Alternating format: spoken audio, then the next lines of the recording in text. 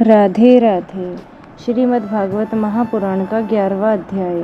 श्री मैत्रेय जी कहते हैं, विदुर जी, पृथ्वी आदि कार्य वर्ग का जो सूक्ष्मतम अंश है, जिसका और विभाग नहीं हो सकता तथा जो कार्य रूप को प्राप्त नहीं हुआ है और जिसका अन्य परमाणुओं के साथ संयोग भी नहीं हुआ है, उसे परमाणु कहते हैं। इन अनेक परमाणुओं के परस्पर मिलने से ही मनुष्यों को भ्रमवश उनके समुदाय स्वरूप एक अवयवी की प्रतीति होती है। यह परमाणु, जिसका सूक्ष्मतम अंश है, अपने सामान्य स्वरूप में स्थित उस पृथ्वी की कार्य की एकता, समुदाय अथवा समग्र रूप का नाम परम महान है।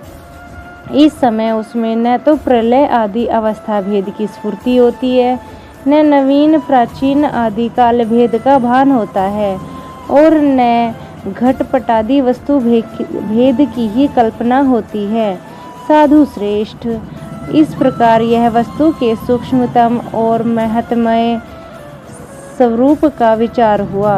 इसी के सादृश्य से परमाणु आदि अवस्थाओं में व्याप्त होकर व्यक्त पदार्थों को भोगने वाले सृष्टि आदि समर्थ अव्यक्त स्वरूप भगवान काल की भी सूक्ष्मता, स्थूलता और अनुमान किया जा सकता है। जो काल प्रपंच के परमाणु जैसी सूक्ष्म अवस्था में व्याप्त रहता है, वह अत्यंत सूक्ष्मतम, और जो सृष्टि से लेकर प्रलय पर्यंत उसकी सभी अवस्थाओं का भोग करता है, वह परम महान है। दो परमाणु मिलकर एक अणु होता है और तीन अणुओं के परस्पर मिलने से त्रसरेणु होता है। जो झरोखों में से होकर आई हुई सूर्य की किरणों को प्रकाश में आकाश में उड़ता हुआ देखा जाता है, ऐसे तीन त्रसरेणुओं को पार करने में सूर्य को जितना समय लगता है, उसे त्रुटि कहते हैं। इससे 100 गुना काल वेद कहलाता है और 3 वेद का एक लव होता है। 3 लव का एक निमेष और 3 निमेष को एक क्षण कहते हैं। 5 क्षण की एक काष्ठा होती है और 15 काष्ठा का एक लघु। 15 लघु की एक नाड़िका दंड कही जाती है और 2 नाड़िका का एक मुहूर्त होता है। और दिन के घटने बढ़ने के अनुसार दिन और रात्रि दोनों की संधियों के 2 मुहूर्तों को छोड़कर 6 या 7 नाड़ी का एक पहर होता है। यह याम कहलाता है, जो मनुष्य के दिन या रात का चौथा भाग होता है। 6 पल तांबे का एक ऐसा बर्तन बनाया जाए जिसमें एक प्रस्थ जल आ सके और 4 मासे सोने की 4 अंगुल लंबी सलाई बनवाकर उसके द्वारा उस बर्तन के पेंदे में छेद करके उसे जल में छोड़ दिया जाए। जितने समय में एक प्रस्थ जल उस बर्तन में भर जाए, वह बर्तन जल में डूब जाए, उतने समय को एक नाड़िका कहते हैं। विदुर जी, 4-4 पहर के मनुष्य के दिन और रात होते हैं और 15 दिन का एक पक्ष होता है, जो शुक्ल और कृष्ण भेद से 2 प्रकार का माना गया है। इन दोनों पक्षों को मिलकर एक मास बनता है, जो पितरों का एक दिन रात है। 2 मास का एक ऋतु है और 6 मास का एक अयन होता है। अयन दक्षिणायन और उत्तरायण भेद से 2 प्रकार के होते हैं। ये दोनों अयन मिलकर देवताओं के दिन रात होते हैं तथा मनुष्य लोक में ये 12 मास कहे जाते हैं। ऐसे 100 वर्ष की मनुष्य परमायु बताई गई है। चंद्रमा आदि ग्रह, अश्विनी आदि नक्षत्र और समस्त तारामंडल के अधिष्ठाता स्वरूप भगवान सूर्य परमाणु से लेकर संवत्सर पर्यंत काल में 12 राशि रूप संपूर्ण भुवन कोश की निरंतर परिक्रमा किया करते हैं। सूर्य, बृहस्पति, सवन, चंद्रमा और नक्षत्र संबंधी महीनों के भेद से यह वर्ष ही संवत्सर, परिवत्सर, इडावत्सर, अनुवत्सर और वत्सर कहा गया है। विदुर जी, इन 5 प्रकार के वर्षों की प्रवृत्ति करने वाले भगवान सूर्य की तुम उपहार आदि समर्पित करके पूजा करो। ये सूर्य देव पंचभूतों में से तेज स्वरूप हैं और अपनी काल शक्ति से बीज आदि पदार्थों की अंकुर उत्पन्न करने की शक्ति को अनेक प्रकार से कार्योन्मुख करते हैं। ये पुरुषों की मोह निवृत्ति के लिए उनकी आयु का क्षय करते हुए आकाश में विचरते हैं तथा ये ही सकाम पुरुषों को यज्ञ आदि कर्मों से प्राप्त होने वाली स्वर्ग आदि मंगलमय फलों का विस्तार करते हैं। विदुर जी ने कहा, मुनिवर, आपने देवता और पितर और मनुष्यों की परमायु का वर्णन तो किया, अब जो सनकादि ज्ञानी मुनिजन त्रिलोकी से बाहर कल्प से भी अधिक काल तक रहने वाले हैं, उनकी भी आयु का वर्णन कीजिए। आप भगवान की कालगति से भलीभांति जानते हैं, क्योंकि ज्ञानी लोग अपनी योग्य सिद्धि दिव्य दृष्टि से सारे संसार को देख लेते हैं। मैत्रेय जी ने कहा, हे विदुर जी, सत्य युग, त्रेता युग, द्वापर युग और कल युग, ये 4 युग अपनी संध्या और संध्यांशों के सहित देवताओं के 12 सहस्त्र वर्ष तक रहते हैं, ऐसा बतलाया गया है।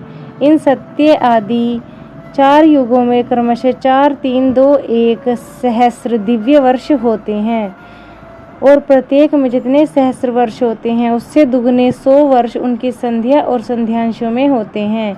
युग की आदि में संध्या होती है और अंत में संध्यांश। इनकी वर्ष गणना सैकड़ों की संख्या में बतलाई गई है। इनके बीच का जो काल होता है उसी को कालवेताओं ने युग कहा है। प्रत्येक युग में एक एक विशेष धर्म का विधान पाया जाता है। सत्य युग में मनुष्यों में धर्म अपने चारों चरणों से रहता है, फिर अन्य युगों में अधर्म की वृद्धि होने से उनका एक एक चरण छीन हो जाता है। प्यारे विदुर जी, त्रिलोकी से बाहर महरलोक और ब्रह्मलोक पर्यंत यहाँ की 1 सहस्त्र चतुर्युगी का एक दिन होता है, और इतनी ही बड़ी रात्रि होती है जिसमें जगत कर्ता ब्रह्मा जी शयन करते हैं। उस रात्रि का अंत होने पर इस लोक का कल्प आरंभ होता है। उसका क्रम जब तक ब्रह्मा जी दिन रहता है तब तक चलता रहता है।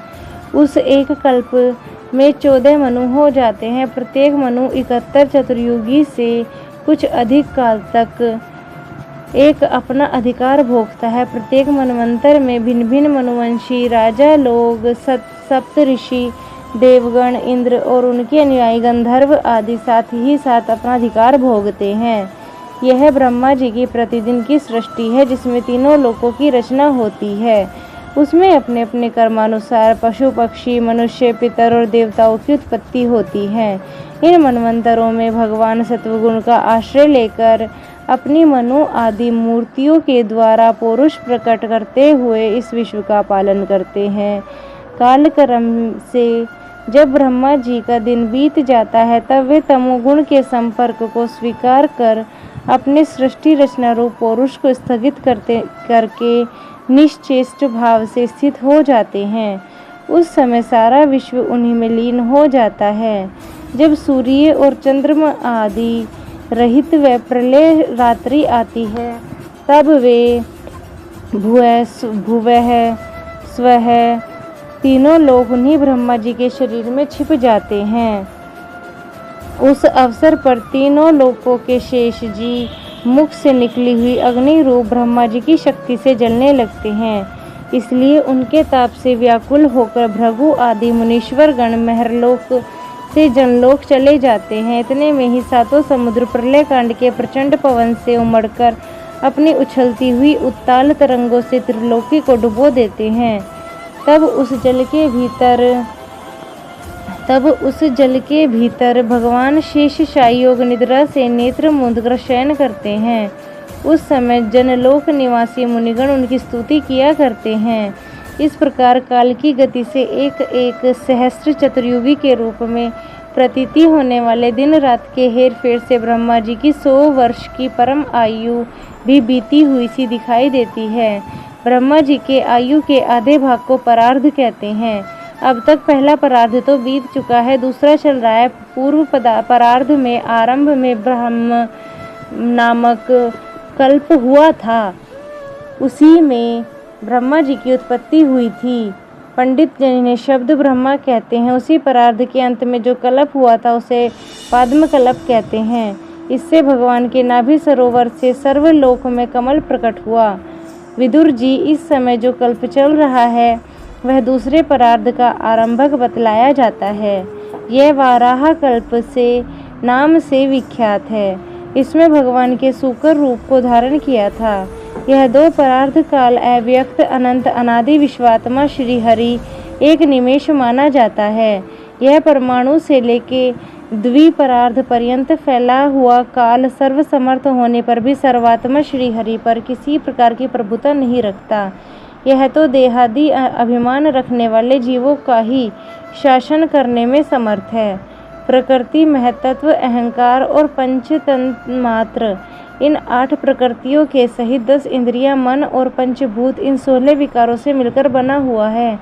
यह ब्रह्मांड कोश भीतर से 50 करोड़ योजन विस्तार वाला है तथा इसके बाहर चारों ओर उत्तरोत्तर 10-10 गुणे 7 आवरण हैं। उन सबके सहित यह जिसमें परमाणु के समान पड़ा हुआ दिखता है और जिसमें ऐसी करोड़ ब्रह्मांड राशियां हैं, वह इन प्रधान आदि समस्त कारणों का कारण अक्षर ब्रह्मा कहलाता है। यही पुराण पुरुष परमात्मा श्री विष्णु भगवान का श्रेष्ठ धाम स्वरूप है। राधे राधे।